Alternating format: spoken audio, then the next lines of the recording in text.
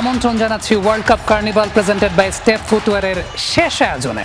আপনাদের সঙ্গে আছি আমি সৈয়দ আবিদ হোসেন সামি। আমরা জানি যে বিশ্বকাপটা কে জয়লাভ করেছে, স্পেনের হাতেই সোনালী ট্রফিটা এসেছে এবং তারা মাতৃভূমি স্পেনে পৌঁছেছে শিরোপা পুনরুদ্ধার করে। বাংলাদেশ সময় পৌনে 7টায় মাদ্রিদে অবতরণ করেছে তারা। রিপোর্টে আছে, দেখে আসবো। অপেক্ষাটা 16 বছরের। স্পেনের মাটিতে বিশ্বকাপের সোনালী ট্রফি।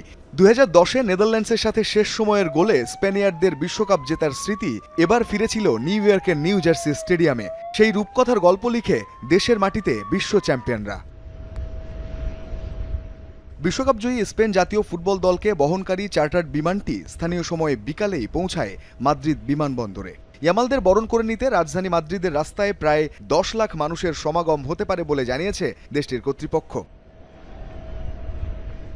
বিমানবন্দর থেকে বিশ্বজয়ী খেলোয়াড়রা রাজা ষষ্ঠ ফিলিপের সাথে দেখা করতে যাবেন রয়্যাল প্যালেসে। এরপর যাবেন স্পেনের প্রধানমন্ত্রী পেদ্রো সানচেজের সরকারি বাসভবন মনক্লয়া প্রাসাদে। এরপর কাছাকাছি এলাকা থেকে যাত্রা শুরু করে রাজধানীর ঐতিহাসিক সিবেলেস স্কোয়ার পর্যন্ত বিজয় শোভাযাত্রায় অংশ নেবে চ্যাম্পিয়নদের ছাদখোলা বাস।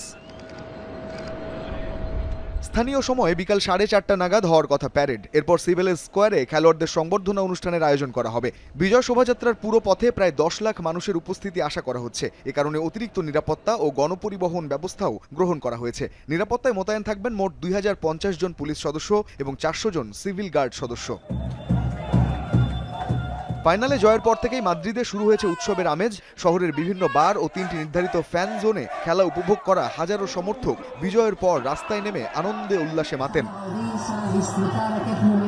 এর আগে 2010-এ প্রথমবার বিশ্বজয়ের পরও রাজধানী মাদ্রিদে লাখো সমর্থক স্পেন দলকে বিরচিত সংবর্ধনা জানিয়েছিলেন। এবারও সেই ঐতিহাসিক উদযাপনের পুনরাবৃত্তির অপেক্ষায় স্পেন। রঞ্জন শান্ত, যমুনা স্পোর্টস। স্পেন তো বিশ্বকাপ জিতেছে, কিন্তু লিওনেল স্কালোনি তিনি যখন প্রেস কনফারেন্সে গিয়েছিলেন বেশ ইমোশনাল হয়ে গিয়েছিলেন, বেশ অশ্রুসিক্ত ছিলেন লিওনেল মেসিও। সবকিছু মিলে একটা আবেগঘন পরিবেশ কিন্তু তৈরি হয়েছিল। আমরা একটু দেখে আসবো যে স্কালোনি আসলে কি বলেছেন সবশেষে।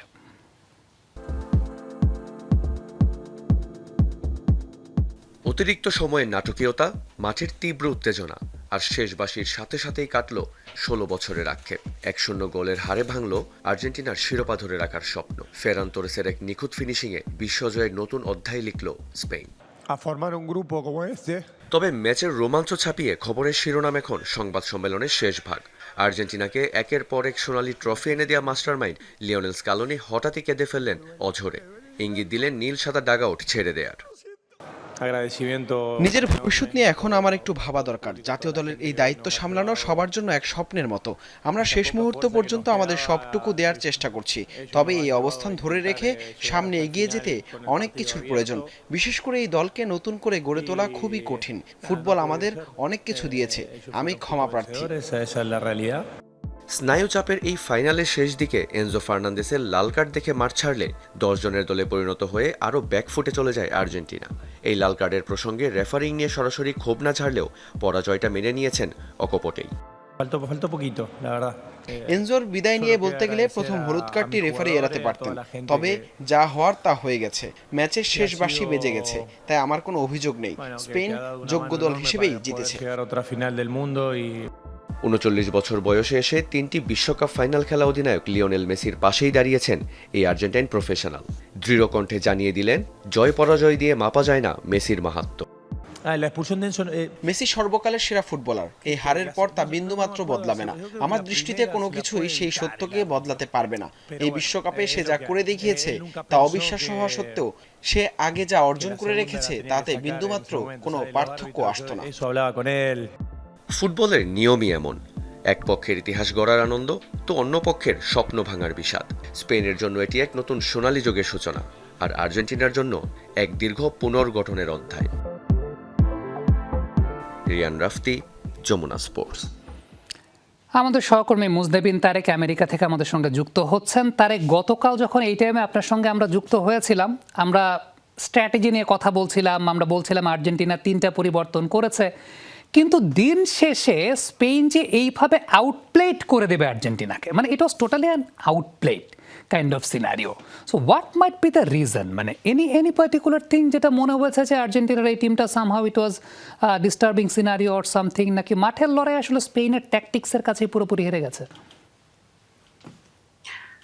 সামি, আমার কাছে যেটা মনে হয় যে কিছুটা অনুমিত ছিল, কিন্তু এইভাবে একতরফা ম্যাচ উপহার দেবে স্পেন সেটা হয়তো কারোরই প্রত্যাশিত ছিল না, এটা নিঃসন্দেহে বলতেই হবে। তবে যেটি জাস্ট চিন্তা করছিলাম যে আসলে কেন এরকম না হয়েছে।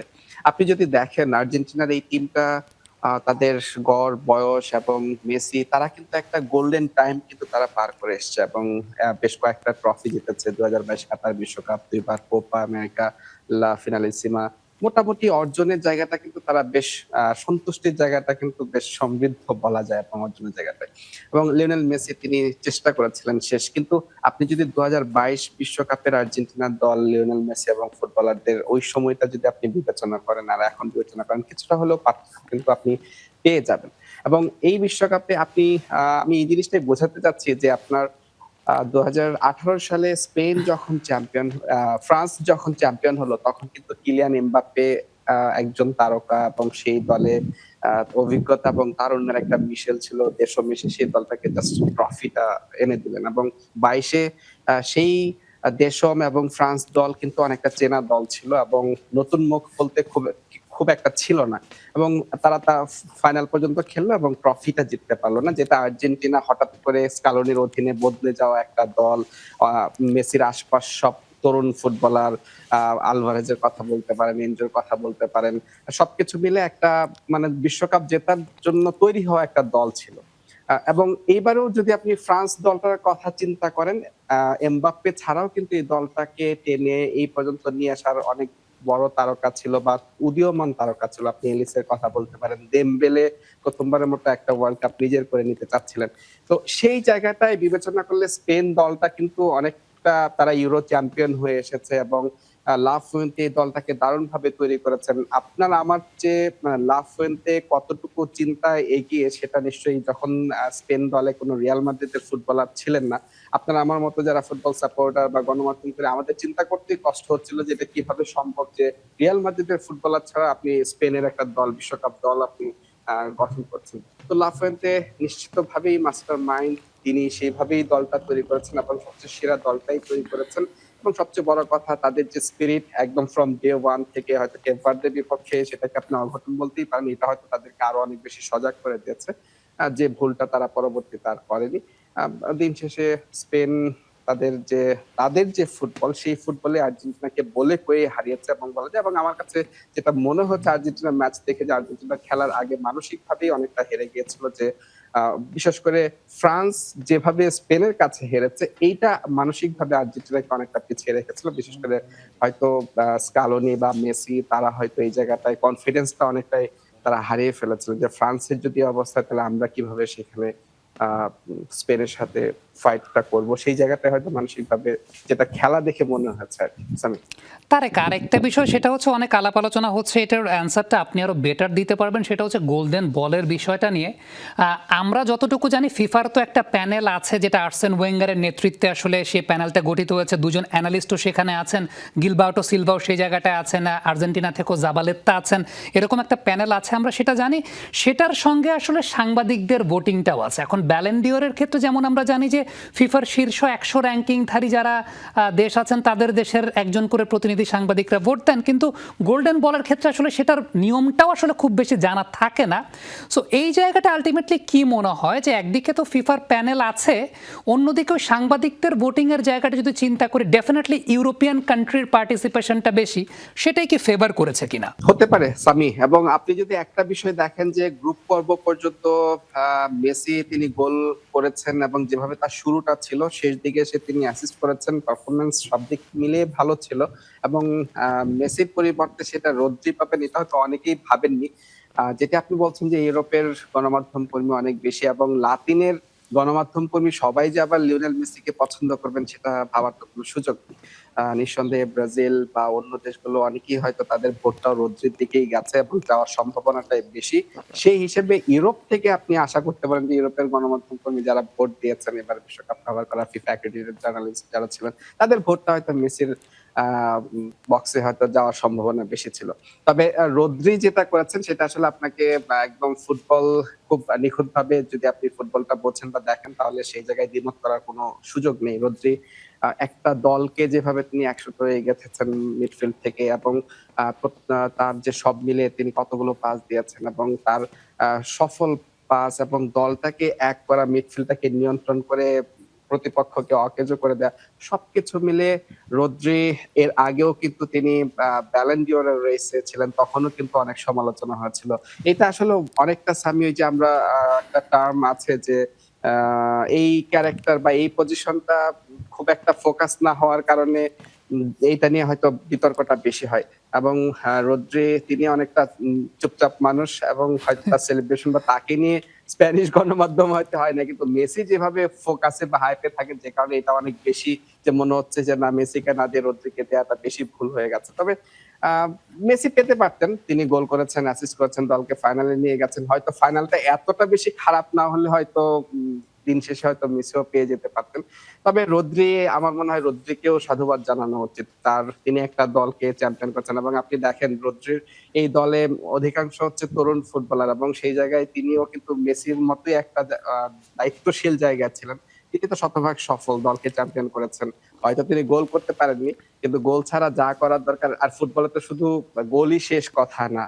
তো সেই জায়গাটায় রদ্রিকে অবশ্যই সাধুবাদ জানাতে হবে এবং লিওনেল মেসির জন্য শুভকামনা। তিনি তার যেটা করা দরকার তিনি করেছেন এবং ফুটবল বিশ্বের মন জয় করেছেন। এই ৩৯ বছর বয়সে তিনি যে ফাইট করেছেন, এই মঞ্চে যেভাবে তরুণদের বিপক্ষে ফাইট করেছেন, এমবাপ্পে, ইয়ামাল বা আর্লিং হল্যান্ডের সাথে, এটা নিঃসন্দেহে ফুটবল বিশ্বের বা ভক্তদের জন্য বড় পাওয়া যে মেসি ৩৯ বছর বয়সে অন্যরা যখন কেউ সিনেমা শুটিং এ যায়, কেউ যখন কোচিং ক্যারিয়ারে যায়, কেউ যখন গ্যালারিতে বসে ম্যাচ দেখার অপেক্ষায় থাকে, সেখানে মেসি নতুন একটা দৃষ্টান্ত তিনি স্থাপন করে গেছেন। আর মেসিকে নিশ্চয়ই আপনি গোল্ডেন বল বা গোল্ডেন বুট দিয়ে আপনি বিচার করবেন, সেই সময়টাও বা সেই সুযোগটাও লিওনেল মেসি কিন্তু রাখেননি ফুটবল বিশ্বের জন্য অন্তত।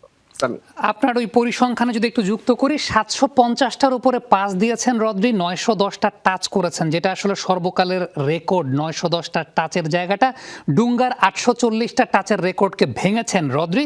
তবে একটু স্পেন টিমটাকে নিয়ে যদি জিজ্ঞেস করি, এই জেনারেশনটার তো আরও একটা ওয়ার্ল্ড কাপ সামনে প্রাইমে পাওয়ার কথা তারেক। মানে ফ্রান্সের যেটা আমরা বলছিলাম যে 18-র পর 22, যেটা আসলে ফ্রান্স দুইটা প্রাইম ওয়ার্ল্ড কাপ খেলেছে একটা সিমিলার জেনারেশনে।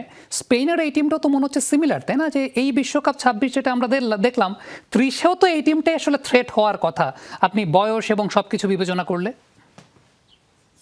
আ আপনি একদম ঠিক কথাটাই বলেছেন। তবে সামি আমি ওই সময় এই কথাটা বলতে চাচ্ছিলাম যে এখনকার ফুটবলে এটা খুব কঠিন যে আপনি পরপর দুবার শিরোপা। আমি যেটি বলতে চাচ্ছিলাম যে এই জায়গায় আপনি তো একটা শিরোপা জেতার পর আবার ৪ বছরের জন্য তৈরি হচ্ছেন। কিন্তু আরেকটা দেশ সে কিন্তু তার চেয়ে অনেক বেশি এগিয়ে থেকে চিন্তা করছে এবং সেই জায়গাটায় ট্রফিটা নিয়ে যাচ্ছে। নাহলে আপনি দেখেন ২০১৮ র পর ২০২২ এ এবং ফ্রান্স দল তারা যেরকম শক্তিশালী বা এখন পর্যন্ত ফ্রান্স তাদের যে স্পিরিটটা ধরে রেখেছে, ২২ এ তো চ্যাম্পিয়ন না হওয়ার কোনো কারণ ছিল না। কিন্তু একেকটা সময় আসে। এখন আসলে শুধুমাত্র আপনি মাঠে ফুটবল খেলবেন আমার কাছে মনে হয় সেটাই যথেষ্ট না। সেখানে অনেক ধরনের আ চারপাশে অনেক বিষয় কাজ করে এবং একটা হাইপ ক্রিয়েট হয় যে এই দলটা এবার চ্যাম্পিয়ন হতে যাচ্ছে এবং একটা জেনারেশন কাজ করে। আপনি যেটা বললেন যে স্পেনের এই দলটা একেবারেই তরুণ, ইয়ামাল বা নিকো এরা তো একেবারেই ১৯ বছর মানে তাদের আ কৈশোর আ সময়টা তারা এখন পার করছেন। তাদের গোল্ডেন টাইমটা তো এখনো পড়ে আছে। তবে এটাও বলা কঠিন যেহেতু আমি বললাম যে আপনি লাস্ট কয়েকটা বিশ্বকাপ আপনি যদি দেখেন ২০১০ স্পেন দলটা যখন চ্যাম্পিয়ন হচ্ছিল তখন তো একটা ব্যালেন্সড এবং মোটামুটি তরুণ ছিল। কিন্তু ১৪ তে এসে কিন্তু তারা মুদ্রার উল্টো পিঠটা কিন্তু দেখতে হয়েছে। তো হয়তো এই ৪ বছরে নতুন কোন দেশ তৈরি হয়ে যাবে। আপনি সেই জায়গায় ইংল্যান্ডকেও রাখতে পারেন। ব্রাজিল কিন্তু ওই পরিকল্পনা নিয়ে তারা আগাচ্ছে এবং আনচেলত্তি খুব বেশি সময় তিনি পাননি এবং কিন্তু একটা তরুণ দল ধরে তিনি আগাচ্ছেন এবং ব্রাজিল কিন্তু সেই জায়গাটায় তার প্রতি আস্থা রেখেছে। হয়তো ২০৩০ এ যদি ইউরোপে গিয়ে ব্রাজিল যদি চমক দেখায় ওয়ার্ল্ড কাপ ট্রফিটা উঁচিয়ে ধরে ধরে সেটা অসম্ভব কিছু না। এবং লিওনেল স্ক্যালোনি তিনি যে কথাটা বলেছেন যে তার আসলে আর দেয়ার কিছু নেই, খুবই সত্যি কথা। সামি, লিওনেল স্ক্যালোনি তিনি একদম যদি আর্জেন্টিনার দল ছাড়ার যে ঘোষণা বা সিদ্ধান্ত, এটা একদম সঠিক একটা সিদ্ধান্ত নিয়েছেন। কারণ এই দলটাকে লিওনেল স্ক্যালোনির আর নতুন করে কিছু দেয়ার সুযোগ নেই, অবশিষ্ট নেই। তাকে হয়তো অন্য কোনো দল নিয়ে নতুন করে চিন্তা করতে হবে। এবং যেটা দেশম ফ্রান্সের হয়ে যেটা হয়েছে, তিনি কিন্তু তার যে কৌশল, এবং আপনি যদি এবারে বিশ্বকাপটাও দেখে থাকেন, অনেকের সাথে কথা হচ্ছিল যে তারা ফ্রান্সের কোচ নিয়ে বিরক্ত, বিশেষ করে কোচের কৌশল নিয়ে বিরক্ত। সেই জায়গাটায় আমার কাছে মনে হচ্ছে স্ক্যালোনি একটা সঠিক সিদ্ধান্ত নিয়েছেন যে আর্জেন্টিনা হয়তো নতুন কোনো কোচের অধীনে নতুন ভাবে তৈরি হবে। তো স্পেন 2030 ফেভারিট থাকবে, তারা স্বাগতিক থাকবে। তবে আরো অনেক দেশ তারাও নিশ্চয়ই সেই পরিকল্পনা নিয়ে আগাবে। কে শেষ পর্যন্ত ট্রফি জিতবে বা কার সম্ভাবনা বেশি থাকবে, সেটার জন্য 4 বছর অনেক লম্বা সময়। আমি Tarek, thank you so much আমাদের সঙ্গে যুক্ত হওয়ার জন্য, এবং এই অনুষ্ঠানে তারেককে সর্বশেষ পারের মতো আসলে বিদায় জানালাম। তবে এবারে যুক্ত করতে চাই আমাদের আজকের দিনের অতিথি, দুজনকেই রেখেছি আজকে আমরা, আমাদের ঘরের মানুষ এই পুরো বিশ্বকাপ ব্যাপী। পারভেজ আমাদের সঙ্গে ছিলেন পুরো সময়টাতে, হাবিব ভাই পরবর্তী সময় জয়েন করেছেন। Thank you everyone, both of you, যে আমাদেরকে এই সময়টুকু আপনারা দিয়েছেন। প্রথমত একটা জায়গা দিয়ে শুরু করতে চাই, লিওনেল স্ক্যালোনির কি আসলে আর কিছু দেয়ার নাই কিনা হাবিব ভাই? মানে যেটা নিয়ে আসলে তারেক ভাইয়ের সাথে কথাটা শেষ করলাম, স্ক্যালোনির আসলে আর কোনো কিছু দেয়ার নাই কিনা? দেখেন, প্রত্যেকটা যুগের একটা সমাপ্তি থাকে। তো স্ক্যালোনি যুগের সমাপ্তিটা আসলে আমার মতে 22-এ হয়ে গেছে। মানে উনি যেটা শুরু করেছেন সেটার পরিসমাপ্তি 22-এ হয়ে গেছে। কারণ 22-এর পর থেকে আর্জেন্টিনার টিমটা নিয়ারলি একটা পিকনিক মুডেই ছিল সত্যি বলতে। কারণ ফেডারেশনেরও একটা ব্যাপার ছিল, মানে ফুটবলের ভেতরে ব্যাপক বিজনেস চলে এসেছিল। কারণ আর্জেন্টিনা যেইভাবে আসলে ফ্রেন্ডলিগুলো নিচ্ছিল বিভিন্ন দেশের সাথে, এগুলাকে কম্পিটিটিভ ফ্রেন্ডলির তুলনায় আসলে বিজনেস ডিল অনেক বেশি মনে হচ্ছিল। সো প্লেয়ারদের শক্তি পরীক্ষার জায়গাটাতে এখানে একটা ব্যাপক থাকে। আমি নিজে অনেক সময় বলেছিলাম যে আর্জেন্টিনা হয়তো লো টিমগুলোকে টেস্টিফাই করার জন্য এরকম করেছে, কিন্তু সেটা কয়টা আসলে? একটা, দুইটা, তিনটা। আপনি লো টিম এরকম, কিন্তু আপনি টপ টিমের সাথে খেলেনি। এবং সামহাউ তারা স্পেনের সাথে ফিনালিজমাটাও অ্যাভয়েড করেছিল। সেই একটু কম গুরুত্বপূর্ণ ম্যাচটা খেলে ফেললে নিজেদের টেস্টটা অনেক ভালোভাবে হয়তো দেওয়া হয়ে যেত আসলে। তো ওই যে জায়গাটা, এবং স্পেনের বিপক্ষে অ্যাটাকিং খেলতে হবে নাকি ডিফেন্সিভ খেলতে হবে, সেই অ্যান্সারটাও হয়তো তখন এসে যেতে পারত, অভ্যস্ততার জায়গাটা আসতো। আর আর্জেন্টিনার আসলে 7 জনমের ভাগ্য যে তাদের সাথে লিওনেল মেসি আছে। তা না হলে মনে করেন 14 স্কোয়াড, ফাইনালিস্ট স্কোয়াডের দিকে যদি আমরা তাকাই, আসলে এখন আমরা সেটা রিমার্ক করতে পারবো যে কোন দল নিয়ে আসলে মেসি ওয়ার্ল্ড কাপ ফাইনাল খেলছে। এরপরে আমরা 18 একটা ডিজাস্টার ছিল, তারপরে 22-এর যেটা, এটা ছিল মেসি শো আর কিছু ইয়াং পোলাপাইনের 100% ডেডিকেশন। এখানে ট্যাকটিক্যাল অনেক কিছু যদি আলোচনা করা যায়, তাহলে ফাইনাল ম্যাচেই স্ক্যালোনির অনেকগুলো বড় বড় ব্লান্ডার ছিল। আমরা এই জায়গাটা আমি আসবো আপনার কাছে, মানে বিস্তারিত একদম আলোচনায় আসবো, ব্লান্ডারগুলো নিয়ে আপনি বিশ্লেষণ করবেন। না, ওটা 22-এর কথা বলছি। 22, ওকে 22-এ। তো তখন থেকে আসলে স্ক্যালোনির মানে ওই জায়গাটা থেকে আসলে যখন ডেলিভার করা হয়ে গেছে, লিগাসিটা টিকে থাকতে থাকতে হয়তো নতুন কাউকে দায়িত্ব আনা উচিত ছিল। আমরা এই বিশ্বকাপে অনেকগুলা ম্যাচে ডাগ আউটে আইমারের সাথে ওনাকে অনেক ধরনের ইন্টেন্স কনভারসেশন, কিছুটা তর্কাতর্কির মতো সিচুয়েশনে পেয়েছিলাম অন ক্যামেরায়। সো এই ব্যাপারটা একটু ভাবিয়ে তোলে যে স্ক্যালোনির আইডিওলজির সাথে তার কোচিং স্টাফের অনেক কিছু ম্যাচ করছিল না। সো এটা বলা যায়। এবং ফাইনালের আগে ড্রেসিং রুমের একটা খবর আসছে যে মেসি সবাইকে শান্ত হতে বলছেন, খেলায় মনোযোগ দিতে বলছেন। কিছু একটা প্রবলেম তো হচ্ছিলই, এবং এটা যে একটা ট্যাকটিক্যাল ঝামেলা হতে পারে, এটা আমার কাছে একটু সন্দেহ হচ্ছে সেদিকটাই। বাকিটা হচ্ছে গিয়ে নিউজ লিক হইলে হয়তো পরবর্তীতে আমরা জানতে পারবো। তো ওভারঅল আসলে একটা যুগের শেষ হয়, স্ক্যালোনি যুগের শেষটা মনে হয় এখানেই হওয়া উচিত। ওকে, হাবিব ভাই যেমনটা বললেন যে এরকম একটা রিউমার আছে, আসলে বাতাসে গুঞ্জন এরকম আছে যে ফাইনাল ম্যাচের আগে কোনো একটা ট্যাকটিক্যাল সিদ্ধান্ত নিয়ে কোচিং স্টাফের সঙ্গে কিছু একটা ঝামেলা হয়েছে নাকি হয় নাই, সেটা আসলে আমরা কোনো নিউজ যদি অথেন্টিক নিউজ আসে তখনই বুঝতে পারবো, তার আগে পর্যন্ত বোঝা যাচ্ছে না। In the meantime Spain team কিন্তু ছাদ খোলা বাসে সেলিব্রেট করছে, সেটাও আমরা জানি, এবং ঠিক এই মুহূর্তে দর্শকরা হয়তো বা আমাদের যমুনার পর্দায় দেখতেও পাবেন। In the meantime Parvez, আপনাকে যদি জিজ্ঞেস করি যে স্ক্যালোনি অধ্যায়টা আসলে এখানেই শেষ হয়ে যাওয়াটা উচিত কিনা, মানে স্ক্যালোনি যেমনটা বলেছেন যে তিনি তো অনেক ইমোশনাল এবং ডিসিশনও কিন্তু ওই ম্যান ম্যানেজমেন্টের ক্ষেত্রে অনেক ইমোশনাল হয়েও ডিসিশন তিনি নিয়েছেন বা নেন। সো এই অধ্যায়টা এখানে সমাপ্ত হবে কিনা? হ্যাঁ, আমার কাছে মনে হয় যে প্রেস কনফারেন্সে তার যে কান্না, তার যে কথা, সেটা থেকে আসলে বোঝা যায় যে কিছুটা রিগ্রেট করছিলেন তিনি। বেশ কিছু জিনিস নিয়ে হয়তো তার রিগ্রেটটা কাজ করছিল, এবং আপনি এই ধরনের কান্না তখনই আসলে করবেন যখন আপনি হয়তো জানেন in your back of the mind যে ব্যাপারটা অন্যরকম হতে পারতো, কিন্তু হয়তো তারই কোনো এক চিন্তা বা তারই কোনো এক ডিসিশনের কারণে ব্যাপারটা অন্যদিকে চলে গেছে এবং সেটা নিয়ে তিনি রিগ্রেট করছেন। বাট জিনিসটা হচ্ছে যে ডেফিনেটলি স্কালোনির অধ্যায়টার আমরা হয়তো পিকটা শেষ দেখে ফেলেছি এবং তিনি মোস্ট লাইকলি থাকছেন না। বাট হাবিব ভাই যেখানে শেষ করলেন আমি সেখান থেকে শুরু করতে চাই যে স্কালোনির যেটা স্ট্রংগেস্ট পয়েন্ট ছিল 2022 ওয়ার্ল্ড কাপে, সামহাও সেটাই তার উইকেস্ট পয়েন্ট হয়ে গেছে 2026 ওয়ার্ল্ড কাপে এসে।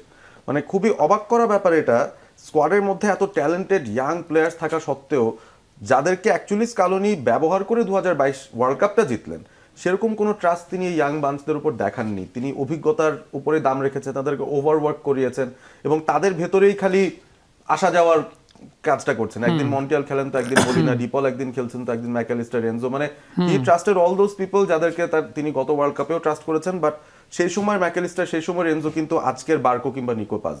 সো ওই ব্যাপারটার কনসিস্টেন্সির অভাব একটা দেখলাম। এটা হতে পারে যে একটা প্রেশার তিনি হয়তো অনুভব করছিলেন যে হ্যাঁ ঠিক আছে, মেবি এক্সপিরিয়েন্স দিয়েই আমার সামনে এগিয়ে যেতে হবে ওয়ার্ল্ড কাপটায়, এটা ছাড়া আমি আর কোনো গতি দেখি না। বাট এটাও কিন্তু ভেরি মাচ নন স্ক্যালোনি লাইক, তিনি কিন্তু এই কাজটা সাধারণত করেন না। সো এই বিষয়গুলোই আমার মনে হয় হতে পারে ইন্টারনাল কোনো ইস্যুর কারণ। তার তো অ্যাসিস্ট্যান্ট টিম আছে, তাদের সঙ্গে হয়তো এসব নিয়েই তার আলোচনা হতে পারে যে তিনি ইয়াং বাঞ্চদেরকে সেভাবে ফ্রিডমটা দিচ্ছেন না বা তাদেরকে কেন ট্রাস্ট করছেন না। এটা নিয়ে হতে পারে ট্যাকটিক্যালি অনেক কথাবার্তা, কারণ আপনি দেখবেন ফাইনাল ম্যাচটায় যথেষ্ট পরিমাণ ল্যাক অফ এনার্জি ছিল এবং এই পুরো কোর্সটার মধ্যে আর্জেন্টিনা যতগুলো ম্যাচ জিতেছে, আপনি যত না আর্জেন্টিনার ফুটবল নিয়ে আলোচনা করেছেন প্রতিপক্ষ কোন জায়গায় ভুল করছে, মানে ব্যাপারটা কিন্তু তখন এভাবেই দাঁড়াচ্ছে। মেসি কোন জায়গা থেকে ম্যাচটা বের করছেন, মেসি বের করছেন আর প্রতিপক্ষ কি ভুল করছে। বাট স্পেন যে ফাইনালটা খেললো, তাদেরকে নিয়ে যখন কথা বলবেন আপনি কিন্তু বলবেন স্পেন কি দারুণ দারুণ কাজ করেছে। সো এইটাই আসলে আর্জেন্টিনার এবারের ক্যাম্পেইনের ব্যর্থতার জায়গা, যে ফুটবলটা তারা আসলে সেভাবে খেলতে পারেনি, টু বি অনেস্ট, আমরা যদি এভাবেই দেখি আর কি বিষয়টা। ওকে, আমরা একটু ম্যাচ ফ্যাক্টসটা যদি একটু লক্ষ্য করে দেখি, দুই টিমের আসলে পরিসংখ্যানটা, সমীকরণটা, ম্যাচ ফ্যাক্টসের যে আমাদের কার্ডটা আছে, হাবিব ভাই এই জায়গাটাতে ডেফিনেটলি একটা দল হারতে পারে, একটা দল জিততে পারে, আমার কোনো সমস্যার জায়গা এখানে নাই। বাট মানে 65%, 35% সেইটাও হতে পারে। কিন্তু আপনি যখন এই টোটাল শটসের জায়গাটা আর্জেন্টিনার মতো টিম 2টা শট নিবে, স্পেন 20টা শট নিতেই পারে, সেটা খুব স্বাভাবিক একটা ব্যাপার। এই 2টা শট নেওয়া, এটা কি আসলে ইন্টেনশনাল প্লে আর্জেন্টিনার, নাকি আসলে পেরে ওঠে নেই? এই জিনিসটাই স্কালোনিকে আসলে কাঁদাইছে, কারণ ওনার প্ল্যানই ছিল এটা যে আমরা হচ্ছে অ্যাগ্রেসিভ উইনের জন্য যাব না, আমরা হচ্ছে গিয়ে পেনাল্টি শুটআউটের জন্য যাব। এটা একবারে শুরু থেকে ক্লিয়ার এবং স্পষ্ট ভিজিবল প্ল্যান মনে হয়েছে। তা না হলে স্পেন যদি 20টা শট নিতে পারে, আর্জেন্টিনা 12টা শট নিতে পারে। স্পেনের 20টা শটে একটা গোল হওয়ার পসিবিলিটি থাকে, আর্জেন্টিনার 12 শটে আসলে 2-3টা গোল হওয়ার পসিবিলিটি থাকে, কারণ আর্জেন্টিনা হচ্ছে অ্যাটাকিং ফুটবলে লিথাল, ফিনিশিং এর দিক থেকে লিথাল। স্পেনের ওই লিথাল, ধরেন গোল হওয়ার আগ পর্যন্ত এমিলিয়ানো মার্টিনেজ সেভের দিক থেকে বেশ কমফোর্টেবল ছিল। আপনার কাছে এমন কোন শট মনে হয়েছে যেটা একেবারে অকওয়ার্ড এবং out of the box save, মানে out of the world save তাকে করতে হয়েছে? স্পেন ক্লিয়ার অ্যাটাকিং পসিবিলিটি নিয়ে তো আসছে, কিন্তু শট নেয়ার যেই ব্যাপারটা সেটা পারে না। আবার স্পেনের এমন এক প্লেয়ার আসলে এমন শট নিছে যেই প্লেয়ার সবসময় ওই বাজে শটগুলোই মারে আর কি, বুঝছেন?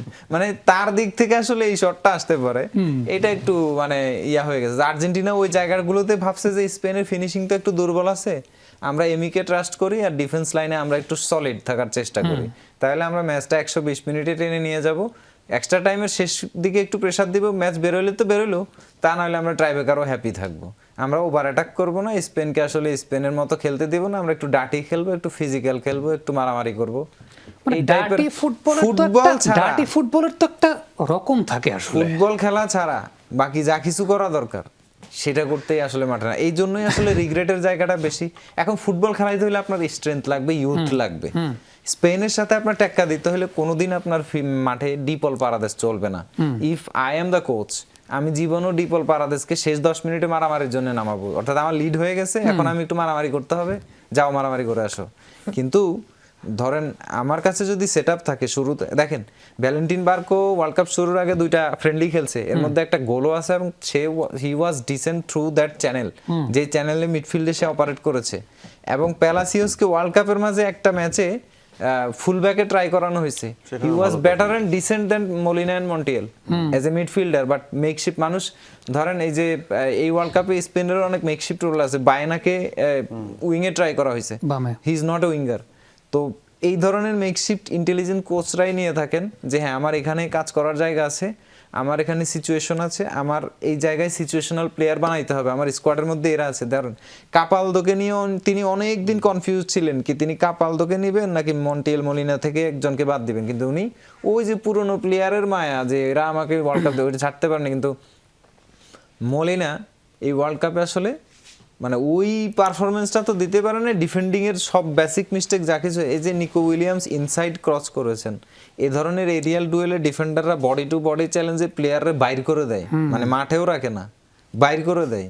সে নিকো উইলিয়ামসে ওই হেডটা লিটারালি দিছে, তাহলে আপনার বুঝতে হবে যে মেন্টালি গেমে নাই। তো যেসব প্লেয়ার মেন্টালি আউট, তো ওই সমস্ত প্লেয়ার আসলে আপনার স্কোয়াডে দিবেন, আবার চিন্তা করবেন যে ঠিক আছে আমি 90 মিনিট ডিফেন্ড করবো। আর্জেন্টিনা তো ইতালি না, ইতালি 90 মিনিট ফোকাস ঠিক রেখে ডিফেন্ড করে যেতে পারে, বলে ডিফেন্ড করে যেতে পারে, আপনি ইতালিকে ছিটতেই পারবেন না, এতটাই দুর্ভেদ্য আর কি। জিদান পারে নাই, আর বাকি কথা কি বলবো। তো এই জায়গায় স্পেন না অন্য যে কোনো দলের আসলে এই ওয়ার্ল্ড কাপের একটাই লক্ষ্য ছিল, লিওনেল মেসিকে যতটুকু সম্ভব বল থেকে দূরে রাখা। আর্জেন্টিনা মিডফিল্ড কোন দিন এক্সপোজ হয়েছিল জানেন? কোন দিন? মিশর ম্যাচে সালা থ্রু দ্য চ্যানেল 2 থেকে 3 বার এমন বল ক্যারি করে নিয়ে গেছে, আসলে ওই দিনই মানে ধরেন যদি কোনো ডিসেন্ট কোচ বা মডার্ন ফুটবলের কোনো মানে কোচিং মাইন্ড এরকম ওই দিনই ডিসাইড করে ফেলতো না আমার এই মিডফিল্ডটা চলবে না, আই হ্যাভ টু মানে অ্যাডজাস্ট হেয়ার। তো এইখানে অ্যাডজাস্ট করার মতো আপনার প্লেয়ার অপশনকে নিকো পাস, তারপরে হচ্ছে মানে ওই যে বার্কো এবং মানে existing option, even if Palacios solid guy, লেভারকুসেনের এক সময়ের প্রজেক্ট লিডার অ্যাকচুয়ালি। সো আপনি ম্যাকালিস্টার, এনজো এবং ইয়ার সাথে প্যালাসিয়াসও আপনি রাখতে পারতেন সত্যি বলতে। তো ওইটা তিনি করেন নাই, এবং বার্কো ছিল ইয়াং ফ্রেশ এনার্জি, এবং বার্কো কিন্তু ফুলব্যাকে খেলছে তার আগের সিজনটা মার্সেইতে এবং দুর্দান্ত খেলছে, এই কারণেই সে চেলসিতে আসলে ডাক পেয়েছে। কিন্তু আপনি ট্রেডিশনাল 4-4-2 থেকে অ্যাডজাস্টেবল কোনো ফরমেশনই দাঁড় করে দিতে পারলেন না, আপনি ওখানেই স্টিক থাকলেন, ওকে আপনার মিডফিল্ড ডাইনামিক্স লাগবে 4-4-2-তে থাকবেন। কিন্তু আপনি দেখলেন এই ওয়ার্ল্ড কাপে মেসি যতবার উইংয়ে গেছে ততবার আর্জেন্টিনার গোল চান্স বাড়ছে। আপনি কি মেসিকে উইংয়ে রেখে নিকো পাসকে নাম্বার 10 খেলাতেই পারেন অ্যাটাকিং, যেই কাজটা ওলিসে করছে এই কাজটাকে নাম্বার 10 হিসেবে নিকো পাস করতে পারবে না? যেই ছেলেটা কোমোর মতো টিমকে সেকেন্ড ডিভিশন থেকে উঠে আসা কোমোর মতো টিমকে চ্যাম্পিয়ন্স লিগ কোয়ালিফাই করাইতে পারে, সে কেন নাম্বার 10 খেলতে পারবে না? মেসির সাথে তার পজিশনাল ইন্টারচেঞ্জেরও তো একটা ট্যাকটিক্যাল ফ্লুইডিটি পাওয়া যেত, কারণ মেসি রাইটে চেপে গেলে নিকো পাস রাইট উইঙ্গার হইতে পারতো, মেসি সেন্টারে আসলে নিকো পাস উইঙ্গার, আবার মেসি উইংয়ে গেলে নিকো পাস নাম্বার 10। এই জায়গায় একটা সলিডিটি, তাহলে আলভারেজ পিছনে একটা সাপ্লাই গ্রাউন্ড পেয়ে যেত যে ঠিক আছে আমার হয় মেসির থেকে আসতেছে বল, নাইলে নিকো পাস থেকে আসতেছে, দুজনেই লাইন ব্রেকার, দুজনেই ড্রিবলার। এবার আপনি অপোজিট উইঙ্গে নিকো গঞ্জালেসরাও খেলাইতে পারেন, সে তাইলে আপনার ডিফেন্সের সলিডিটিটাও দিতেছে আবার রানটাও অফার করতেছে, তাহলে আপনার মনে করেন যে টোটাল স্ট্রাকচারটা অনেক অ্যাটাকিং মাইন্ডসেটের স্ট্রাকচার হয়ে যেত। আর অ্যাটাকিং স্ট্রাকচার হইলে মেসি সহ অ্যাটাকিং ফুটবল খেললে ম্যাচ বাইর করতে তো ফার্স্ট হাফ লাগে। ওকে, আমরা এই জায়গা থেকে পারভেজ ভাই আপনার কাছে ফিরবো, আসলে মেসিকে কোন জায়গাটা আটকে রেখেছিল আসলে স্পেন? তারা গতকালকে একটা অ্যানাউন্সমেন্ট দিয়েছিল যে তারা মেসিকে ম্যান মার্কিং করবে না, বাট কালেকটিভ মার্কিং করবে, সেই জায়গার একটা উপস্থাপন আমাদের কাছে আছে। তবে একটা বিরতির পর আমি সেটা আপনাকে নিয়ে ফিরতে চাই। দর্শক, একটা ছোট্ট বিরতি নিচ্ছে, আমাদের সঙ্গেই থাকবেন। আবার আমন্ত্রণ, ওয়ার্ল্ড কাপ কার্নিভাল আপনারা দেখছেন। লিওনেল মেসিকে আসলে যেভাবে আটকে রেখেছিল স্পেন, পাসিং লেনটা বন্ধ করা একটু দেখতে চাই। পারভেজ ভাই, এই জায়গাটা যদি আমরা একটু চিন্তা করি, রদ্রি মাঝখানে, এই দুই পাশে দুইজন তো আছেন, তারা এরকম একটা আসলে পাসিং লেনটাকে অফ করে রেখেছিলেন, এক পাশে আলভারেজ, এক পাশে মেসি, এবং আলটিমেটলি আর্জেন্টিনা যখনই আসলে ট্রানজিশনে যাচ্ছিল প্রথম প্রেসিংটা রদ্রির কাছ থেকে আসছিল। যদি ডান দিকে সরেন আলভারেজ, বাম দিকে সরেন মেসি, পরের ছবিটার দিকে একটু যাই। সো এটা তো একটা বিষয়, আর দ্বিতীয়ত বিষয়টা হচ্ছে এই তিনজন তো এখানে আছেনই, তার সঙ্গে যদি কোনো কারণে রদ্রির আলটিমেটলি বল নিয়ে একটু ঝামেলাও হয়, পেছনে কুবার্সিও আছেন, হি ইজ অলসো রেডি। পরের ছবিটা গেলে আরও মানে ডিটেল বুঝতে পারবো। So this is the fact, মানে যেটা আসলে তারা বলেছিল যে মেসিকে ম্যান মার্কিং করবে না, বাট তারা যে কাজটা করেছে পাসিং লাইনটাকে বন্ধ করে দিয়েছে, এবং আর্জেন্টিনার যে দুজন সেন্ট্রাল মিডফিল্ডার তারা আসলে বের করতে পারেনি কোনো কিছু। অ্যাবসলিউটলি। আর মজার যে বিষয় সেটা হচ্ছে এখানে যদিও কিছু ফুটেজ দেখানো হচ্ছে যেখানে স্পেন অন দ্য বল আছে, যেটা তারা বেশিরভাগ সময় ম্যাচে ছিল, এটাই স্বাভাবিক চিত্র ছিল। যেই কিছু সময় আর্জেন্টিনা বলও পেয়েছে, আপনি খেয়াল করে দেখবেন যে তারা নিজেদের হাফেই বলটা পেয়েছে, তবে সেখান থেকে বলটা তারা বের করতে পারেনি কেন?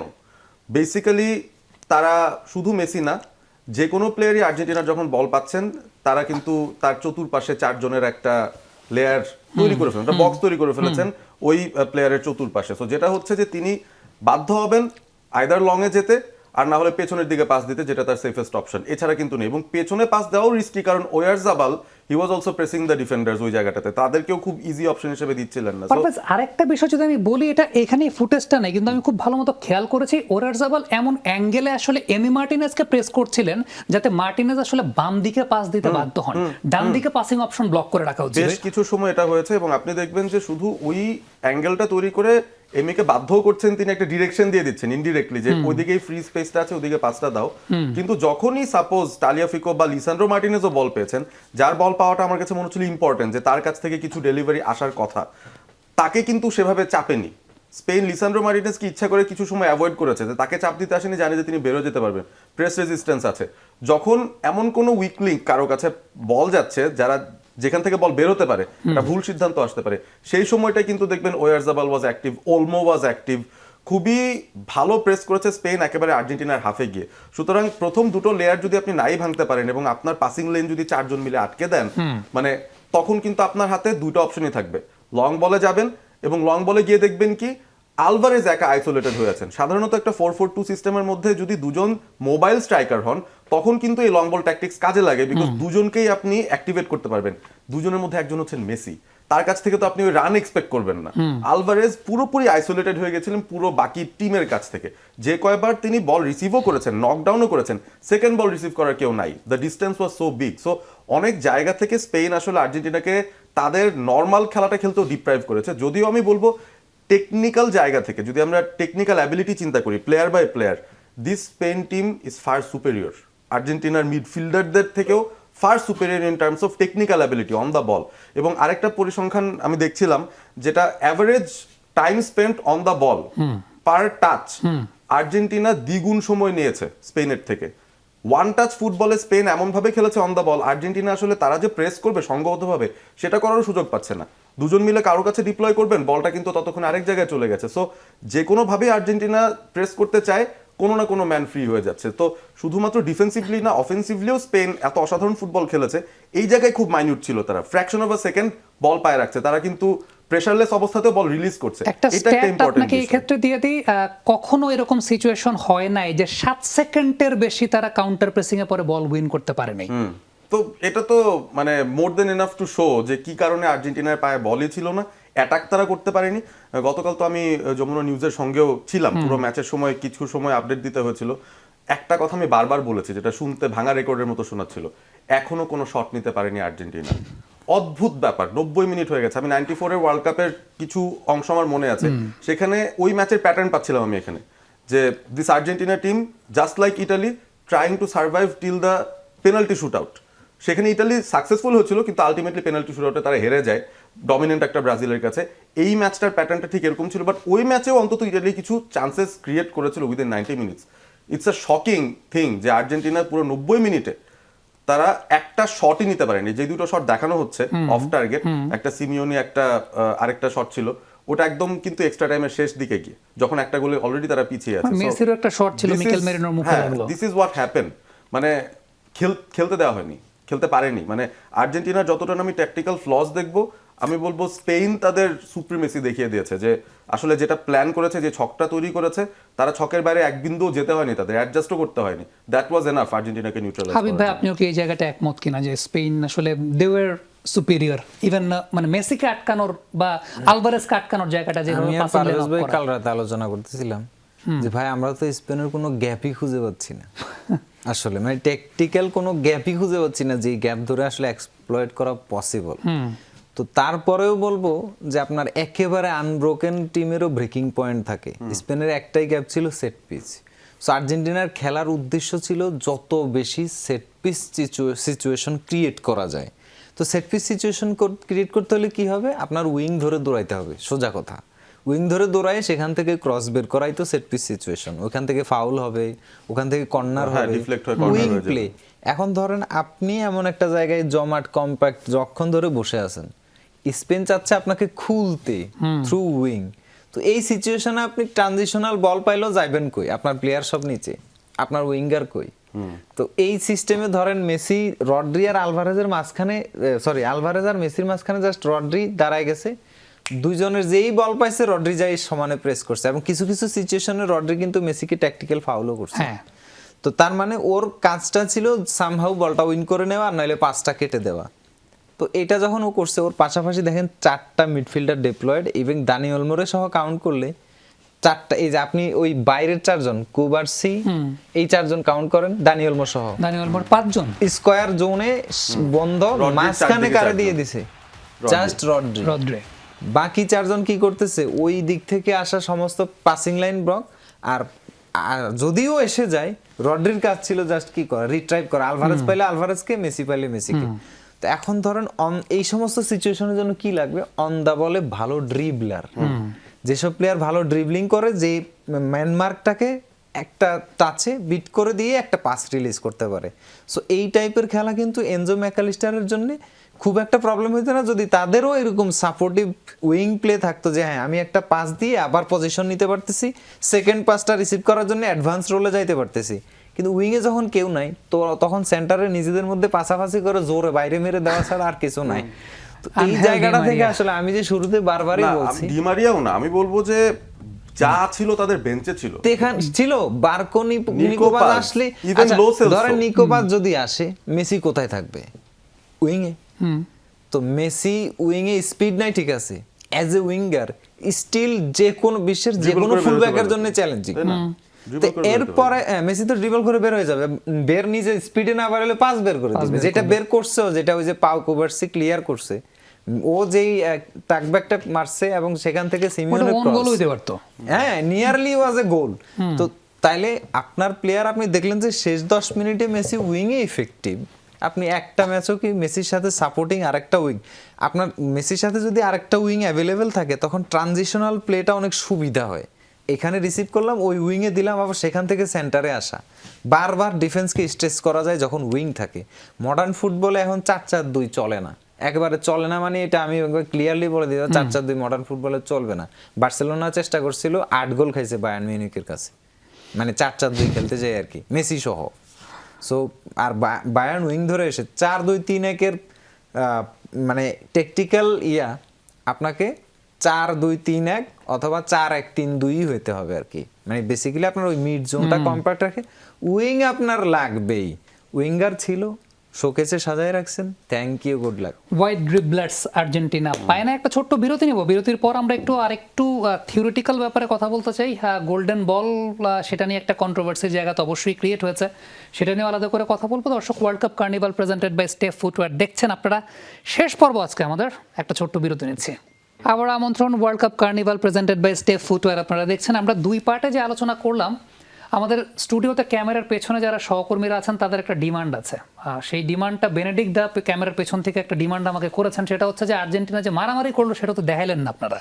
এখন পারভেজ ভাই, হাবিব ভাই, যদি বেনেডিক্ট দার সেই কথাকেই আমি মানে ধরি, আর্জেন্টিনা সাউথ আমেরিকান স্টাইলে ফিজিক্যাল ফুটবল, আরেকটু স্পেসিফাই করে বললে আসলে ডার্টি ফুটবলই খেলেছে। কয়েকটা ছবি একটু দেখাই, যদিও সব ছবি মনে হয় নাই। প্যারাডাইস সর্বশেষে তো মানে যেটা করলেন, সেটা তো আমার কাছে মনে হচ্ছিল যে রোমান রেইন্স গিয়ে পাশে রে মিস্টেরিওরে মারতেছে, এরকম কিছু একটা। এবং প্যারাডাইসকে পুরো ম্যাচে আসলে দেখা গেছে যে উইদাউট দ্য বল ইন্টেনশনাল অনেক চার্জেও সে গেছে, এবং মানে রেফারি আসলে ফিজিক্যাল ফুটবলটা অ্যালাও করেছেন। সত্যি কথা বলতে ম্যাচের মোমেন্টাম নষ্ট করতে চান নাই, ইয়েলো কার্ডটা দেখিয়েছেন না পারতে, কারণ রেফারির সামনে ধাক্কা মেরে ফেলে দিছে। সো মানে এটার যেহেতু ডিমান্ড একটা আসছে, আমাদের সবার ডিমান্ডটাই রক্ষা করতে হয়। সো কি মনে হয় আসলে, মানে এইটা দরকার ছিল কিনা? লাস্ট 2 ম্যাচে আর্জেন্টিনা যে স্ট্র্যাটেজিতে খেলেছে, ইংল্যান্ডের সঙ্গে দরকার ছিল আমার মনে হয়, কারণ আমরা কিন্তু সেটা আগে প্রেডিক্ট করছিলাম। এটা তো আনপ্রেডিক্টেবল কিছু না যে আর্জেন্টিনা মারামারি করবে। না ফিজিক্যাল ফুটবল প্রেডিক্ট করেছিলাম ভাই, না, কিন্তু মানে এটার মধ্যে মারামারিও এটার পার্ট, কারণ আপনি শুধু ফিজিক্যাল হবেন কিন্তু ওই অ্যাগ্রেসিভ ইন্টেন্সিটি দেখাবেন না, তাহলে তো হবে না। মানে যেমন বলে না যে একজন ক্রিকেটের অ্যানালজিতে একজন পেস বোলার বল করছেন, তিনি যদি আসলে স্পিনারের মতো আচরণ করেন, Bouncer না হাসতে মারে। থাকেন বা বাউন্সারটা মেরে একটা লুক না দেন, তাহলে তো হইলো না ব্যাপারটা। তো আপনি ফিজিক্যাল হবেন, হওয়া মানে আপনার পুরো অ্যাটিটিউডের মধ্যে সেটাই থাকবে যে আপনি আসলে মারামারিই করছেন ইন আ ওয়ে। সেমিফাইনালের আগেও বলেছিলাম একই ঘটনা। গতকালও বোধহয় আমরা ম্যাচের আগে এই বিষয়টা নিয়ে আলোচনা করছিলাম যে ফুটবল খেলে আর্জেন্টিনার স্পেনকে হারানো খুব টাফ হবে, they have to go physical, similar to England pattern. But তারপরও পারেদেসকে কিন্তু শুরু করানো হয় নাই, বাট তিনি বেঞ্চ থেকে নেমেই শুরু করে দিয়েছেন আর কি তার কাজটা। ফুটেজ নেই, বাট ইম্পর্টেন্ট ফুটেজটা আমার কাছে সবচেয়ে বেশি মনে হয়েছে, যেটা অড লেগেছে আমার, সেটা হচ্ছে আফটার দ্য ফাইনাল হুইসেল যে ঘটনাগুলো ঘটলো, সেইটা খুবই দৃষ্টিকটু ছিল ফ্রম আর্জেন্টাইন্স পার্সপেক্টিভ। নিশ্চয়ই কথা কাটাকাটি হচ্ছে, অনেক কিছুই ঘটতে পারে, বাট মাঠের ভিতরে আর্জেন্টিনা যেটা খেলেছে সেটা অনুমিত। মানে আমি অবাক হইনি যে তারা এই ধরনের ডার্টি ফুটবল খেলবে, এবং এই ডার্টি ফুটবল খেলে তারা আমার মনে হয় একটা পর্যায়ে, যেটা ফার্স্ট হাফের পর স্পেসিফিক্যালি, হয়তো তারা নিজেরাই ড্রেসিং রুমে বুঝতে পেরেছে যে এই ম্যাচটায় শুধুমাত্র বেসিক ফিজিক্যালিটি দিয়ে হবে না, ম্যাচটাকে স্টপ স্টার্ট করতে হবে, থামাতে হবে। সেকেন্ড হাফে আপনি দেখবেন ফাউলের সংখ্যা অনেক বেশি, এবং আর্জেন্টিনাই করছে, কারণ ফ্লোটা থামাতে চাচ্ছে। মানে স্পেন যেই ধরনের ফুটবল খেলে ফ্লুইড চলে যাচ্ছিল, ওই জাস্ট ফ্লোটা থামানোর একটা অ্যাটেম্প্ট হিসেবে ওই ট্যাকটিক্যাল ফাউল হিসেবে ধরা যায় ফিজিক্যালিটি। বাট যেই ল্যাটিন দলের রক্তের মধ্যে এটা আসলে মিশে আছে, আপনি চাইলে you can take away that from Simeone suppose, তাকে কি আপনি বলে কয়েও কিন্তু শান্ত করতে পারবেন না, পারেদেস পারবেন না, ম্যাকেলিস্টার, এনজো, তাদেরও কিন্তু একটা ওরকম স্ট্রিক আছে, আমরা ক্লাব ফুটবলেও দেখি। এনজো ফার্নান্ডেজ তো আমার যতদূর মনে পড়ে ইভেন ফর চেলসি তিনি এমন সব হলুদ কার্ড খেয়েছেন, ওই যে রেফারিকে কটূক্তি করলেন, একটু হাতে তালি দিলেন, এসব টাইপের অনেক ধরনের সিচুয়েশন হয়েছে যেখানে ফাউল না করেও তিনি ইয়েলো খেয়ে যান ফর হিজ হট হেড। এটাও তো মানে কালকে সেটাও প্রথম ইয়েলো কার্ডটা সেটাই ছিল, সেটা কিন্তু ট্যাকটিক্যাল না, এটা হচ্ছে তাদের নেচার। তো দুইটারই একটা মিক্সচার হয়েছে, যে ট্যাকটিক্যাল ফাউলও তারা করার চেষ্টা করেছে, বাট তাদের নেচারটাও আসলে বেরিয়ে এসেছে ওই জায়গা থেকে, যে this is in their blood, এটা আসলে কিছু করার নেই। এইজন্য এই কথাটা কিন্তু আমরা আসলে অনেক সময় বলি পারভেজ ভাই, আমরা যখন ক্রিকেট কমেন্ট্রি করি, সেটা হচ্ছে যে মানে ফুটবলে এমন কিছু ঘটে যেটা ক্রিকেটে 14 জন্মেও চিন্তা করা যায় না আসলে, মানে চিন্তা করতে গেলেও সারা জীবনের জন্য ব্যান্ড। হয়তো বা প্যারাডাইস এরপরে আবার ফুটবল খেলবেন, কিন্তু ক্রিকেট মাঠে যদি এই ঘটনা কেউ ঘটাতেন, উনি সারা জীবনের জন্য আসলে ব্যান্ড হয়ে যেতেন, এই ব্যাপারে কোনো সন্দেহের জায়গা নাই। এনিওয়েজ, এই টপিকটাকে যদি আমরা মানে ওভারলুক করি, হাবিব ভাই আমাদের সময়টা আসলে খুব বেশি বাকি নাই, 5 মিনিটের মতো সময় বাকি আছে, একটু গোল্ডেন বলটা নিয়ে আলোচনা করতে চাই। আমরা একটু দেখি যে গোল্ডেন বলের যে ওই ফিফার যে প্যানেলটা আছে, জুরি প্যানেল, তাদের একাংশের একটা ছবি আমাদের কাছে আছে, একটু দেখি যে তাদের মধ্যে আসলে কতজনকে আমি চিনতে পারি। আমি আসলে ক্লিন্সম্যানকে চিনতে পারি, ওই জায়গাটায় গিলবার্টো সিলভা নাই, গিলবার্টো সিলভা আছেন সেটা আমি জানি, গিলবার্টো সিলভার ছবিটা এই জায়গাটা নাই। আরেকজন রবার্টো মার্টিনেজও আছেন নাকি? এই যে স্যুট পরা দেখে তো মনে হচ্ছে তিনি পর্তুগালের কোচ রবার্টো মার্টিনেজ কিনা? না, রবার্টো মার্টিনেজ না, মানে দেখতে খুব কেউ সিমিলার একজন লাগছে। হবেন। তবে আমি যাদেরকে চিনি তাদের মধ্যে ক্লিন্সম্যানকে আমি চিনতে পারছি, গিলবার্টো সিলভা আছেন, তার ছবিটা এখানে নাই। আর জাভালেত্তা, তাকে আমি চিনি, তার ছবিটা ওই জায়গাটা না। হাবিব ভাই, এই ভদ্রলোকেরাই আসলে গোল্ডেন বলের ওই সিদ্ধান্তের জায়গাটায় প্রাইমারি লিস্টটা করেন, তারপর যেটা বলা হয় যে সাংবাদিকদের কাছে দেওয়া হয়, সাংবাদিকরা সে অনুযায়ী ভোট দেন। এখন সেক্ষেত্রে কি আপনার কাছে মনে হয় কিনা যে যেহেতু আমরা জানি যে ওয়ার্ল্ড কাপ যখন কাভার হচ্ছে, বিবিসি বলেন, তারপর মার্কা বলেন, ইউরোপিয়ান গণমাধ্যমের সংখ্যাটাই বেশি, বা ইউরোপিয়ান টিমের সংখ্যাটাও টপ 100-এর মধ্যে বেশি।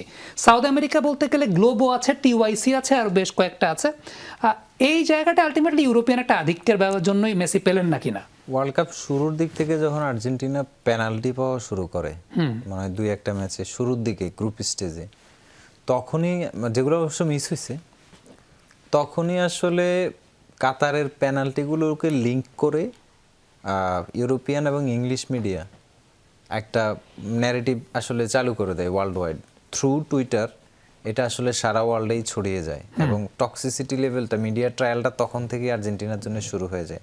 আর এটা সম্ভাব্য এই টার্গেটটা থেকেই শুরু হয়, কারণ ইংল্যান্ড আর আর্জেন্টিনার পাথওয়েটা যেভাবে আগাচ্ছিল, they can meet in semifinal, এটা ধরেন এক প্রকার নিশ্চিত হচ্ছিল। এবং এর সাথে অ্যাড হয়েছে আবার পর্তুগালের পাথওয়েটাও সিমিলার ছিল। সো আগে থেকে আসলে একটা এই টাইপের ন্যারেটিভ দেওয়ার চেষ্টা চলছিল যে আর্জেন্টিনা হচ্ছে গিয়ে ধরেন কমিটির টিম, বা কমিটির লোক, এই টাইপের একটা ব্যাপার। এবং এই ন্যারেটিভগুলো প্রতিষ্ঠিত হয়েছে। ধরেন একটা জিনিসকে আপনি যখন বারবার সামনে আনতে থাকবেন, আপনাকে একটা পর্যায়ে বিলিভ করতে হবে হ্যাঁ এখানে মনে হয় কিছু একটা আছে। সো এই জায়গাগুলো থেকে ম্যাচ কিন্তু আর্জেন্টিনা গোল করেই জিতে আসছে, ফেভার বাদ গোল করেই কিন্তু জিতেছে। গোল তো আর কেউ কাউকে আসলে করাই দেয় না। সো এই জায়গাটা থেকে আসলে আর্জেন্টিনারাও ফ্রাস্ট্রেশনে ছিল, মানে ফাইনালেও এই ফ্রাস্ট্রেশনটা দেখা গেছে। আসলে এই আগ্রাসনটা আসলে ইংল্যান্ড ম্যাচ থেকে শুরু হয়েছে, কারণ তাদেরকে ফুল মিডিয়া ট্রায়ালের মধ্যে রাখা হয়েছে আর কি। মেন্টালি এই জিনিসটাও একটু হিট করছে। আর মানে যাদের ওই ভেতরের সেই আর্জেন্টাইন সত্তা ট্রিগার করার পিছনে এটা একটা কারণ, যে অনেক বেশি ট্রিগার্ড হয়ে গেছে। ইংল্যান্ড ম্যাচেও অনেকগুলা কার্ড হয়েছে এবং এই ম্যাচেও অনেকগুলা কার্ড, এটা হচ্ছে তাদের একটা ওই আলাদাই সাইকোলজিক্যাল ট্রিগার হয়ে গেছে। সো আর গোল্ডেন বলের যে আলোচনাটায় আমি আসতাম, ওই যে অনেকগুলো ন্যারেটিভ ছিল, সেগুলোকে আসলে এই জায়গাটা দিয়ে আমি মনে করি যে ব্যালেন্স করা হয়েছে। যে ঠিক আছে আর্জেন্টিনা সারা জীবন রিগড, এখন আর কোনো রিগড সাউন্ডটা কালকের পর থেকে আর হয়নি এখন পর্যন্ত। আমরা একটু রদ্রির পরিসংখ্যানটা যদি একটু দেখি, আমাদেরকে যদি দেখানো যায় রদ্রির পরিসংখ্যানটা এই ওয়ার্ল্ড কাপে, ডেফিনেটলি অ্যাজ আ লিডার তিনি এই দলটাকে উঠেছেন। কোনো গোল নেই, কোনো অ্যাসিস্ট নাই, তবে একটা বিষয় খুব উল্লেখযোগ্য, সেটা হচ্ছে তার ডিফেন্সিভ কন্ট্রিবিউশন, অফেন্সিভ কন্ট্রিবিউশন। 756টা সাকসেসফুল পাস তিনি দিয়েছেন, যেটা প্রায় 94%। আর যে রেকর্ডটা তিনি করেছেন 910টা টাচ দিয়েছেন, যেটা বিশ্বকাপের ইতিহাসে আসলে একটা রেকর্ড। সো হাবিব ভাই, ওই যেটা বলছিলাম যে ঠিক আছে ইউরোপিয়ান গণমাধ্যম তারা তো ফেভার করেছে, বাট জাস্টিফাই করার মতো স্ট্যাটিস্টিক্সও রদ্রির তো আছে। অবশ্যই আছে, রদ্রিরও আছে। আপনি আসলে স্পেনকে কখনো ওয়ান ইন্ডিভিজুয়াল দিয়ে কোনোদিনই পরিমাপ করতে পারবেন না। স্পেনে আপনার মিডফিল্ডে দানি ওলমোর অবদানকে আপনি তাহলে খাটো করবেন কিভাবে? তারপরে ফ্যাবিয়ান রুইজ যখন পেদ্রির বদলে আসলেন, তিনি আসলে এই মিড কন্ট্রোলে রদ্রির একটা মানে ভালো হেল্পিং হ্যান্ড হয়ে উঠেছিলেন আসলে অ্যাকচুয়ালি। এবং ইম্প্যাক্ট সাব মিকেল মেরিনোকে ডিসকার্ড করা যাচ্ছে না। ওরিয়া জাবাল যেভাবে শুরু থেকে স্পেনের লিঙ্ক আপে এগুলো কানেক্ট করছেন, এবং লামিনী ইয়ামাল যে একটা ইম্প্যাক্টফুল উইঙ্গার, এবং সে যে উইং ধরে থ্রেট ক্রিয়েশনটা কন্টিনিউয়াস রেখে গেছে স্পেনকে থ্রেটের মধ্যে, মানে অ্যাটাকিং ফেজটা সবসময় লিড করে গেছে। ইভেন ইফ যদি আমাকে বলেন যে স্পেনের বেস্ট ফুটবলার কে ছিল এই ব্যাচে, দ্যাট ওয়াজ পাও Cubarsi, not Cubarsi, that was Cubarsi. কারণ স্পেন আসলে ডিফেন্সিভ মাস্টার ক্লাসটাই এই ওয়ার্ল্ড কাপের মেইন বিষয়। তো ডিফেন্সিভ মাস্টার ক্লাসের মেইন ক্যারেক্টারই আসলো পাও কুবার্সি। এবং কালকের যে ক্লিয়ারটা আসলে এটা আনবিলিভেবল ক্লিয়ার। ওই যে এমি মার্টিনেজের একটা সেভ ছিল না 123 মিনিটের, ওইটার চেয়ে পাও কুবার্সির ওই ক্লিয়ারেন্সটা, যেটা তো ওন গোলও হয় এই ধরনের ক্রস, ওই ক্লিয়ারেন্সটার সিগনিফিকেন্স কোনো অংশে কম না। সো আপনি স্পেনকে ওয়ান ইন্ডিভিজুয়াল দিয়ে কখনো, ওয়ার্ল্ড কাপের গোল্ডেন বলের রুলস কি বলে, how golden ball should be decided, কিভাবে ডিসাইড হবে যে কার ইম্প্যাক্ট কতটা এবং দলকে উপরে টেনে নিয়ে যাবে, এবং ক্যারি জব যাকে বলে। ওয়ার্ল্ড কাপে গোল্ডেন বল দেয়াই হয় ক্যারি জবের উপরে, এক দলে একজনই হিরো এই টাইপের, এবং সে কতটুকু ইম্প্যাক্টফুল। তো এই জায়গা এবং ইম্প্যাক্ট রাখা প্লাস স্ট্যাট, দুই জায়গার কোনো কিছুতেই লিওনেল মেসির ধারে এবং কাছে। রদ্রিটা জাস্টিফাইড আমি বলছি, কিন্তু তাও লিওনেল মেসির ইম্প্যাক্ট এবং স্ট্যাট যেই ক্রাইটেরিয়ার উপরে গোল্ডেন বল দেওয়া হয়, সেই ক্রাইটেরিয়া অনুযায়ী ধারে কাছে রদ্রি অ্যাকচুয়ালি আসে না। আমাদের সময়টা আসলে শেষ হয়ে গেছে। পারভেজ ভাই এবং হাবিব ভাই 30 সেকেন্ড করে দুজনকে একটু সময় দিতে চাই।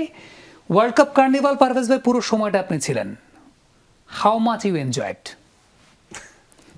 অনেক এনজয় করেছি, এবং স্পেশালি ধন্যবাদ জানাতে চাই যমুনা টেলিভিশনকে আমাকে ইনভাইট করার জন্য। প্রত্যেকটা শোতে আমি ছিলাম, মোটামুটি আমার নিজেকেই ঘরের মানুষ আসলেই মনে হওয়া শুরু হয়েছে আর কি এখন। আর আপনাকেও আলাদা করে ধন্যবাদ, কারণ আমাদের শুধুমাত্র এখানে আলোচনা হয় না, মূল আলোচনা অন্য জায়গায় হয়, ওখান থেকেই আসলে আইডিয়াস গুলো জেনারেট হয়, ওখান থেকে আমরা আসলে দর্শকদের জন্য নতুন কিছু নিয়ে আসার চেষ্টা করি, যেটা হয়তো অনেক সময় কন্ট্রোভার্সিয়াল হয়েছে, অনেক সময় হয়নি, but really enjoyed this experience really. Habib ভাই 30 সেকেন্ড সময় বাকি আছে। ধরেন যখন এসেছিলাম, আমি যখন থেকে রেগুলার হইলাম, তখন আমাদের অফসেটের আড্ডাগুলো তো হয়তো ট্যাকটিক্যাল আড্ডা, ফ্যাকচুয়াল কথাবার্তার আড্ডা। তো আসলে সেখান থেকে যেই রেজাল্টগুলো আসতো সেটা আমরা এখানে ডেলিভার করছি।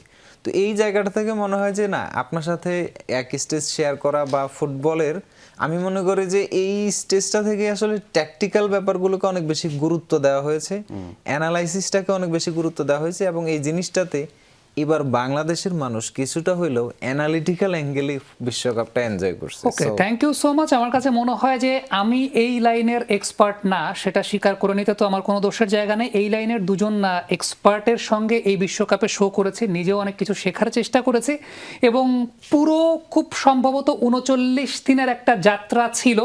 অনেকেই আমাদের সঙ্গে কাজ করেছেন, অনেকেই এসেছেন। বাংলাদেশ টিমের হেড কোচ তিনিও এসেছিলেন, আর্জেন্টিনা থেকেও একজন ভদ্রলোক এসেছিলেন। ক্যামেরার পেছনে পরশ ভাই পুরো সময়টায় কাজ করে গেছেন, শিবলি ভাই কখনো কখনো ছিলেন, তাদের নামটাও মেনশন করতে চাই। বাদল ভাই, সাদ্দাম ভাই অনেকেই ছিলেন, আমি অনেকের নাম হয়তো বা মেনশন করতে পারছি না। আজকে মারুফ ভাই পেছনে আছেন এবং আমাদের টোটাল যে সেট আপটা, audio set up, visual set up, সব জায়গায় অনেকে ছিলেন। সবার জন্য একটা অনেক বড় হেকটিক জার্নি ছিল, but we tried to enjoy. Even আমার কাছে মনে হয় যে আমার এই চায়ের কাপটা নিয়ে অনেকের অনেক সংশয় বা সন্দেহের জায়গা ছিল, যেখানে আমি ফ্লেক্স মারতে কফি খাই কিনা। পুরো সময়টা মাইগ্রেনের পেনে ভুগেছি এবং আমাদের অফিসের যিনি অফিস অ্যাসিস্ট্যান্ট একটা ছেলে আছে, সে পুরো সময়টাতে হলুদের পানি, জিরার পানি আমার এই জায়গাটা দিয়ে আমাকে সহযোগিতা করেছে। So it was all about a team work এবং এই টিম ওয়ার্কে যমুনা টেলিভিশন এগিয়ে যাওয়ার চেষ্টা করছে। যমুনা টেলিভিশন সামনে থাকে, সামনে রাখে। This is Syed Abid Hossain Sami signing out from World Cup Carnival for the very last time. Thank you so much.